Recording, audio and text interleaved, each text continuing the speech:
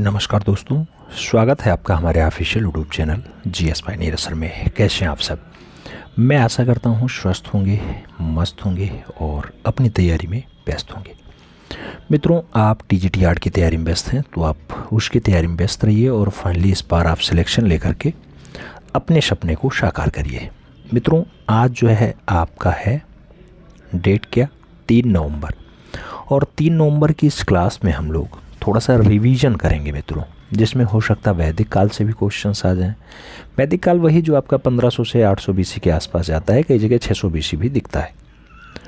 और आपका थोड़ा सा भीमबेटका, रायगढ़ या बांदा या पंचमढ़ी के क्वेश्चंस भी देखने को मिल जाएंगे। थोड़ा बहुत हो सकता है आपका प्रागैतिहासिक काल का भी दृश्य देखने को मिल जाए। आइए स्टार्ट करते हैं। सबसे पहला पॉइंट क्या दिया गया मित्रों? आपसे कहा गया मानिकपुर किस प्रागैतिहासिक स्थल के अंतर्गत आता है। मित्रों, मानिकपुर जो स्थान है ये आपके बांदा के आसपास वाला बेल्ट होता है। बांदा कहाँ पे है? अपने प्यारे उत्तर प्रदेश में है। तो याद रखिएगा, जो प्रागैतिहासिक स्थल बांदा वाला है वहाँ पर आपका मानिकपुर आता है। ऐसे मान लो अगर भीमबेटका पूछ लेता तो आपको क्या लगाना पड़ता? मध्य प्रदेश लगाना पड़ता। ये तो आप जानते ही हैं, मध्य प्रदेश तुरंत आ जाता भीमबेटका के लिए। और आगे बढ़े, अगला पॉइंट दिया गया मित्रों, बहुत बढ़िया पॉइंट है। कहा गया चोंचदार पुरुष पूछा जाता है। चोंचदार पुरुष, पहिए रहित गाड़ी, तीर और कमानधारी घुड़सवार, ऐसा चित्र जो है वो कहाँ से मिला है? तो इसी मानिकपुर से मिला है, जो मानिकपुर आपके बांदा में है मित्रों। इसी बांदा वाले मानिकपुर से आपके चोंचदार पुरुष का साक्ष्य मिला है, पहिए रहित गाड़ी का साक्ष्य मिला है, तीर कमान लिए हुए धनुर्धारी हैं। ये सब दृश्य बांदा उत्तर प्रदेश में मानिकपुर वाले स्थल से मिलता है। आगे बढ़ा जाए मित्रों, अगला पॉइंट आता है। सभी पॉइंट बिल्कुल समझते हुए चलना है, क्योंकि सीधे ये क्वेश्चंस छपते हैं। ऐसे कहा गया बराह सिंघा का पीछा करता हुआ धनुर्धारी। मित्रों, 12 सिंघा लिखो चाहे वराह सिंघा लिखो, तो 12 सिंघा का पीछा कर रहा है धनुर्धारी। ऐसा चित्र जो है वो कहाँ से मिला है? तो ये करियाकुंड से मिला। कहाँ से मिला? करियाकुंड से। और आगे बात करें तो ये सीधा सीधा छपता है। पंचमढ़ी कहाँ पे है? होशंगाबाद कौन से जिला में है? सिंघनपुर कहाँ पे है? पहाड़गढ़ कहाँ पे है? या फिर भीमबेटका कौन से राज्य में पाई जाती है? तो ये सब आपके सोया हुआ प्रदेश मध्य प्रदेश में पाया जाता है। मध्य प्रदेश आजकल चुनाव के दायरे में है, आप जानते हैं। वहाँ पे चुनाव की डेट का घोषणा हो चुका है और चुनाव होने वाला है। तो ये सब आजकल खूब ज़्यादा चर्चा के विषय बने हुए हैं, क्योंकि बड़े बड़े नेता, बड़े बड़े राजनेता आजकल जा रहे हैं, किसानों के घर जा रहे हैं, गरीबों के घर जा रहे हैं, मलिन बस्तियों में जा रहे हैं, वहाँ हाथ जोड़ रहे हैं, चुनाव का वोट मांग रहे हैं। सभी केवल जनता को क्या करना चाहते हैं? अपने पक्ष में लाना चाहते हैं बस। आप जानते ही हैं सभी का शासनकाल कैसा होता है, कोई कम कोई ज़्यादा, कोई कम कोई ज़्यादा। फिलहाल अच्छी बात है, चुनाव में पार्टिसिपेट सभी को करना चाहिए, वोट सभी को देना चाहिए। अपने मन मुताबिक वोट दो, जिसको चुनो थोड़ा सा अपना आगा और पीछा सोच करके चुनो, अच्छी बात रहती है। अगला क्वेश्चन 3 नंबर, पंचमढ़ी किस पहाड़ी में स्थित है? खूब पूछा जाता है पंचमढ़ी कौन सी पहाड़ी पर है? तो महादेव पर्वत श्रृंखला पर पंचमढ़ी आपकी स्थित है। और वही पंचमढ़ी जिसको खोजने का काम आता है तो जीआर हंटर का नाम आता है। और जीआर हंटर ने कब खोजा? तो 1925 में खोजा। कब? 1925। लेकिन जब जीआर हंटर का नाम नहीं होता है तो पंचमढ़ी के चित्रों को प्रकाश में लाने का काम किसका रहा? 1936 में डीएच गार्डन साहब का रहा। किसका रहा? डीएच गार्डन का रहा है। तो 1936 का नाम कभी कभी डीएच गार्डन का आ जाता है खोज के लिए। जब जीआर हंटर नहीं होते हैं तो आपका डीएच गार्डन आंसर बनता है, याद रखिएगा। पंचमढ़ी कहाँ पे है? मध्य प्रदेश में है। कौन सी पहाड़ी में है? महादेव पर्वत श्रृंखला में। मित्रों, आपसे पूछा गया पंचमढ़ी में कितनी गुफाएं प्राप्त हुई हैं? तो पंचमढ़ी में जब गुफाओं की बात आती है तो लगभग 50 गुफा का नाम आ जाता है। 50 गुफा, याद रखिएगा। आगे बढ़ें। आगे कहा जाता है मित्रों डोकोरोक द्वीप। डोकोरोक द्वीप, ये बनियावेरी, सोनभद्र, ये सब प्रागैतिहासिक स्थल हैं। किसके अंतर्गत आते हैं? मित्रों, ये सब जो प्रागैतिहासिक स्थल हैं आपके पंचमढ़ी के अंतर्गत आते हैं। और पंचमढ़ी कहाँ पे है? तो मध्य प्रदेश में है, याद रखिएगा। आगे बढ़ा जाए, बहुत सारे डाउट क्लियर हो जाएंगे इसी में। आगे बढ़ा जाए, अगला पॉइंट आ गया, वो कह रहा है महादेव बाजार, नींबू भोज, जम्मू द्वीप, ये सब प्रागैतिहासिक स्थल किसके अंतर्गत आते हैं? तो जम्मू द्वीप हो, नींबू भोज हो, महादेव बाजार हो, ये सब भी प्रागैतिहासिक स्थल पंचमढ़ी के अंतर्गत आते हैं। वही पंचमढ़ी जिसे आप डीएच गार्डन और किसके लिए जानते हैं? जीआर हंटर के लिए जानते हैं, तो वहीं से आते हैं। आगे बढ़े मित्रों, खोज तो आप जानते हैं ना, जीआर हंटर 1925 में करते हैं। अगला पॉइंट बहुत इंपॉर्टेंट पॉइंट है, खूब पूछा जाता है। विशालकाय बकरी का चित्र किस गुफा से मिला है? मित्रों ये विशालकाय बकरी 8 मीटर लंबी है, लंबी चौड़ी खूब है, महादेव बाजार से मिली है। महादेव बाजार किसके अंतर्गत आता है? पंचमढ़ी के अंतर्गत आता है, यानी मध्य प्रदेश में। आगे बढ़ा जाए, अगला पॉइंट आएगा, बहुत बढ़िया पॉइंट है मित्रों, पॉइंट को थोड़ा सा समझने का प्रयास करिएगा। ये चित्र है कांटेदार शाही का चित्र, नृत्य वादन करता 2 मनुष्य, ये सब चित्र कहाँ से मिला मित्रों? तो ये प्रागैतिहासिक स्थल जम्बूद्वीप से मिला। जम्बूद्वीप किसके अंतर्गत का हिस्सा है? पंचमढ़ी के अंतर्गत हिस्सा है, याद रखिएगा। और आगे कहा जाता है सबसे अधिक धनुर्धारियों का चित्रण कहाँ से मिला? तो सबसे ज़्यादा धनुर्धारी जो दिखाई देते हैं वो पंचमढ़ी में ही दिखाई देते हैं। वही पंचमढ़ी जिसको कहते हैं कि डीएच गार्डन ने प्रकाश में लाया और जिसको जीआर हंटर ने खोजा, वही महादेव पर्वत श्रृंखला वाली पंचमढ़ी में पाया जाता है मैक्सिमम धनुर्धारियों का चित्रण। आगे बात करें, पारिवारिक जीवन का चित्रण किस गुफा में हुआ? जब पारिवारिक जीवन के चित्रण की बात आती है मित्रों, तो आप जानते हैं मांटे राजा गुफा में पारिवारिक जीवन का दृश्य देखने को मिल जाता है। और आपसे एक पूछ लें, एक क्वेश्चन पूछते हैं, मानव सबसे पहले कौन से पशु को पालता है या किस जानवर को पालता है? तो मानव सबसे पहले किसको पालेगा मित्रों? सबसे पहले वो वफादार को पालेगा। वफादार कौन है? कुत्ता। आज की डेट में भी लोग कहते हैं कुत्ता ज़्यादा वफादार है अपेक्षाकृत किसके? आप सब समझदार हैं। आगे बढ़ा जाए मित्रों, अगला पॉइंट्स आएगा। अगला पॉइंट्स आपसे क्या कह रहा है मित्रों? वेद से संबंधित क्वेश्चन है, यानी वैदिक युग का डाटा है। कहा गया ऋग्वेद में किस रस का उल्लेख मिलता है? ऋग्वेद जो सबसे पुराना वेद माना जाता है, जिसमें सबसे पहले चित्र के बारे में बात हुई, चित्रकला के बारे में जानकारी मिली। संस्कृत भाषा में पूर्ण रूपेण ऋग्वेद लिखा गया है, तो इसमें जो रस निकलता है वो सोम रस का उल्लेख मिलता है। सोम रस का उल्लेख ऋग्वेद में दिखाई देता है।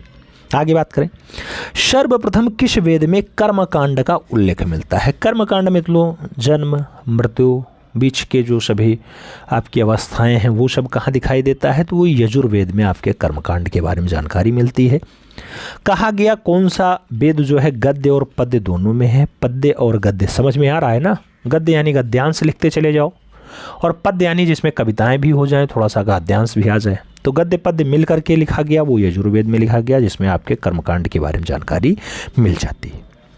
और आगे बात करते हैं, तो आपसे पूछा गया मित्रों 7 सुरों का उल्लेख किस वेद में मिलता है? 7 सुरों का उल्लेख कहाँ मिलता है? तो साम वेद में। कौन से वेद में? साम वेद में। किस वेद को संगीत का जनक माना जाता है मित्रों? संगीत का कार्य कौन से वेद में सबसे ज्यादा हुआ? तो जहां 7 सुर आते हैं, शा रे गा मा पा दा नी सा, तो वो साम वेद में ही आएगा संगीत, याद रखिएगा। 7 सुर जहां आते हैं वहीं आपका संगीत का जनक माना जाता है, यानी साम वेद। किस वेद को जीवन का विज्ञान कहा जाता है मित्रों? जीवन का विज्ञान जहां आपका टोटका हो गया, जहां आपका जो है वशीकरण हो गया, ये सब काम आए, जो सबसे लेटेस्ट वाला वेद हो उसे अथर्व वेद कहा जाता है। तो इसी को जीवन का विज्ञान वाला वेद भी कहा जाता है, याद रखिएगा। वेद अलग हैं, पुराण अलग हैं। वेद आपके 4 हैं और पुराण आपके 18 हैं, ये संख्या याद रखिएगा। किस वेद में लौह युग का साक्ष्य मिला है? तो लौह युग का साक्ष्य आपका अथर्व वेद में मिला है मित्रों। सबसे लास्ट वाला वेद यानी चौथा वेद आपका अथर्व वेद होता है। ठीक है, पुराणों की संख्या कितनी है? 18। अथर्व वेद का विशेषज्ञ किसे कहा जाता है मित्रों? अथर्व वेद का जो विशेषज्ञ माना जाता है वो सबसे पहले जिन्हें कहा जाता है रचना के देवता कौन? तो भगवान ब्रह्मा जी। तो ब्रह्मा जी को जो है अथर्व वेद का विशेषज्ञ माना जाता है।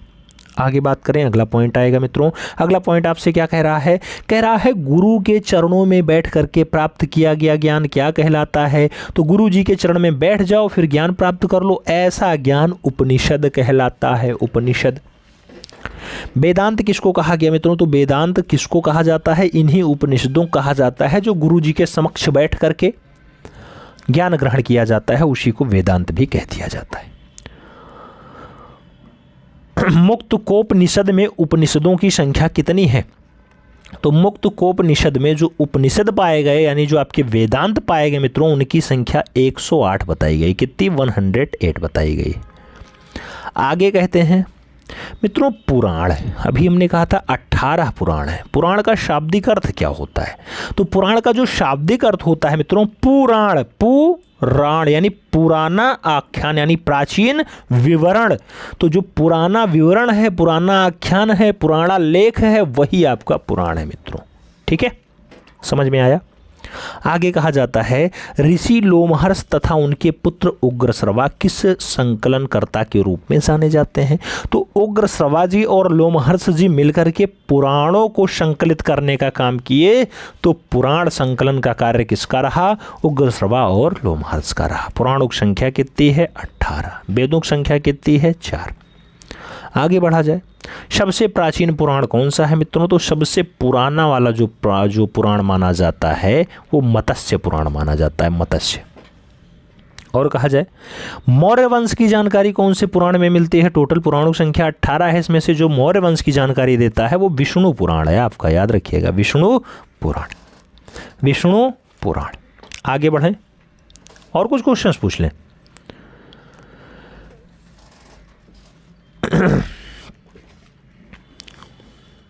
आगे देखते हैं मित्रों। आगे कहा गया फाहियान की पुस्तक का नाम क्या है? बताओ। फाहियान जो पुस्तक लिखेगा चीनी यात्री होगा। को नहीं, फो क्यों की, फो क्यों की, ये पुस्तक किसकी है? फाहियान की। फा से फाहियान, फा से फो, तो फो क्यों की हुएनसांग की पुस्तक है। अच्छा, ये फाहियान की पुस्तक है। फा से आए फो क्योंकि तो फाहियान लगाइएगा, शी क्योंकि लगाइए तो हुएनसांग आएगा, सी क्योंकि तो हुएनसांग, याद रखिएगा। फो क्योंकि तो फाहियान, सी क्योंकि तो हुएनसांग की पुस्तक का नाम आ जाता है। आगे बात करते हैं, अगला पॉइंट आता है मित्रों, अशोक के स्तंभों पर ओपदार पालिश लगाया गया है, यह किस देश की नकल है? जो ओपदार पालिश लगाया गया मित्रों अशोक के स्तंभों पर, ये कौन से देश की नकल है? तो ईरान से नकल किया गया है, याद रखिएगा। क्या लगाना? ओपदार पालिश लगाना। फाहियान के अनुसार अशोक के स्तंभों की संख्या कितनी रही? तो अशोक के स्तंभों की संख्या फाहियान के अकॉर्डिंग 6 रही है, याद रखिएगा, 6। और आगे बढ़ते हैं। आगे कहा जाता है हुएनसांग। हुएनसांग ने अशोक के स्तंभों की संख्या कितनी बताई? तो हुएनसांग आए तो उन्होंने कहा नहीं 6 नहीं 15 स्तंभ अशोक के हैं। शंकासा यानी संकिसा, संकिसा स्तंभ कहाँ स्थित है? शंकासा या संकिसा स्तंभ कहाँ स्थित है? यूपी के एटा जिले में बसंतपुर के स्थान पे जो है आपका शंकासा या संकिसा स्तंभ पाया जाता है। कौन सा जिला? एटा जिला। शंकासा स्तंभ की खोज किसने की थी? तो हुएनसांग के द्वारा ही शंकासा स्तंभ को खोजने का काम किया गया। संकिसा स्तंभ या संकासा स्तंभ की हाइट क्या है मित्रों? तो इसकी जो ऊंचाई है एटा में वो 70 फुट ऊंचा है, याद रखिएगा, 70 फुट। ठीक है। संकिसा स्तंभ के शीर्ष भाग पर किस पशु की आकृति है? तो मित्रों वहां संकिसा स्तंभ में जो सबसे शीर्ष पर है, सबसे ऊपर वाला भाग है, उस पर हाथी की आकृति बनाई गई। मित्रों आपसे पूछा गया बैगनी रंग से बना अशोक का कौन सा स्तंभ है? तो वही संकिसा आपका जो एटा में पाया जाता है, 70 फुट ऊंचा है, वही आपका संकासे वाला या संकिसा वाला स्तंभ है जो बैगनी रंग में है। मित्रों आपसे क्वेश्चंस पूछा गया श्रावस्ती स्तंभ कहाँ स्थित है? श्रावस्ती स्तंभ तो जितवार में स्थित है। जितवार कहाँ पे है? बिहार में है, याद रखिएगा, जितवार बिहार श्रावस्ती स्तंभ। आपसे पूछा गया श्रावस्ती स्तंभ के शीर्ष भाग पे कौन सी पशु की आकृति दिखाई देती है? तो मित्रों जो श्रावस्ती स्तंभ है बिहार में, उस पर जो शीर्ष भाग है उसमें जो पशु आता है वृषभ है। वृषभ को क्या कहा जाता है? बैल। तो बैल की आकृति दिखाई देती है। कुशीनगर स्तंभ कहाँ स्थित है मित्रों? तो देवरिया में पाया जाता है। देवरिया उत्तर प्रदेश में कुशीनगर स्तंभ है। ठीक है, आगे बढ़ें तो वैशाली स्तंभ की बात हो रही है। वैशाली स्तंभ कहाँ स्थित है मित्रों? वैशाली बिहार में है, तो बिहार में पाया जाएगा। और वैशाली स्तंभ के शीर्ष भाग पे कौन सी आकृति बनाई गई है? तो मित्रों वैशाली जो बिहार में है उसके स्तंभ पर सिंह का दृश्य दर्शाया गया, तो सिंह पाया गया, याद रखिएगा, सिंह पाया गया। हालांकि जानकारी तो और भी पूछी जा सकती है, जैसे पूछ ले आपसे वेद को किस उपनाम से जाना जाता है? तो वेद को ही संहिता कहा जाता है। उपनिषद को क्या कहा जाता था? उपनिषद अभी आपने देखा था। उपनिषद, उपनिषद को क्या कहते थे मित्रों? आप जानते हैं उपनिषद को क्या कहा गया है?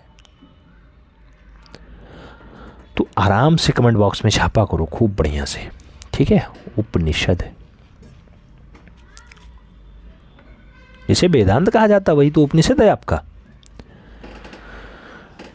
बढ़िया, चलो ठीक है, आज की क्लास यहीं कंप्लीट करते हैं और मिलते हैं अभी नेक्स्ट वन में। तब तक के लिए दिल से सल्यूट, जय हिंद।